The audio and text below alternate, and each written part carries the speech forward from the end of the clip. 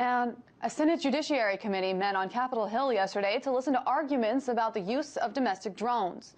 Law enforcement officials and privacy advocates spoke about the increased demand of UAVs and the laws used to govern them.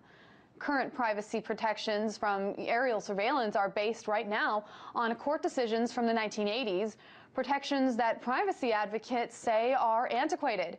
Now, one of those people is Amy Stepanovich. She is the director of domestic surveillance project at EPIC, and she joins me now for more. Now, Amy, you were actually at that hearing. How receptive were lawmakers to your suggestions and others? They actually seem very receptive, and we think it's a very positive development that the Senate is considering this topic. We think it's very important. There are already 2 bills circulating in the House, so the Senate is the next step for legislation to be introduced. So we are very kind of happy about the direction that this is moving. And I do want to play part of that hearing. This is Benjamin Miller. He's the Colorado sheriff from Mesa County who's actually testifying on behalf of drone use in police departments. So let's listen to that. One of the things that we've positioned our program on, or the concept, is that we've not really invented a new ability to collect information. The camera has done that for us. It's done that for us for decades in the past. And so there's case law out there that speaks to the direction of which we take when we consider putting a camera in the air. So what direction are we taking? I think it's not necessarily, it is the next step forward in surveillance, but it's a huge leap forward because this is, and it's a point that was made in the hearing, drones are so cheap to buy and to operate, and they really lower the cost of surveillance, which means in correlation, they increase how much surveillance takes place.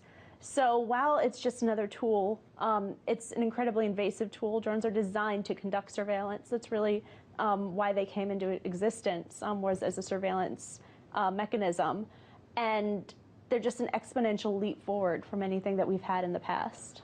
And some of the things that we're trying to determine is whether these things should be able to take pictures of people through windows, whether they should be able to have facial recognition technology. What kinds of legislations is your group and others trying to advocate for? What would be the solution here? Well, we're looking at about 3 different uses. So for law enforcement and government use of drones, we would like some data minimization and data retention limits on information collected, and a warrant requirement for law enforcement to use drones to collect evidence, so that drones don't become kind of robotic police officers walking around or flying around the streets. When it comes to commercial entities, we'd like to see a lot more transparency and accountability for what information they collect.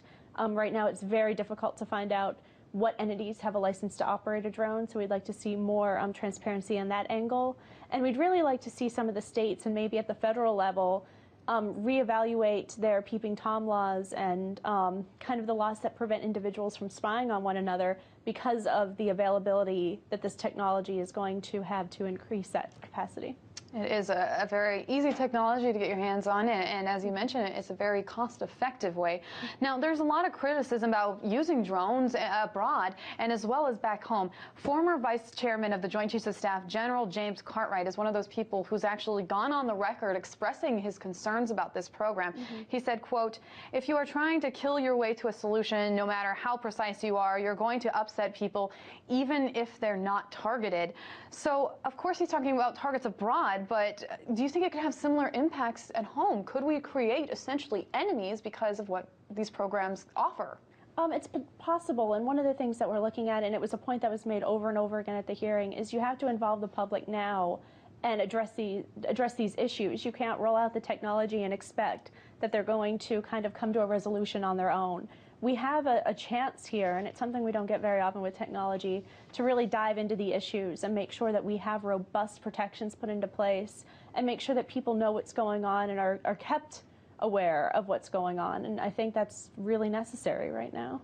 And finally, Amy, what we heard in the hearings was kind of two things, really. We heard that, one, this is a huge step forward in terms of technology.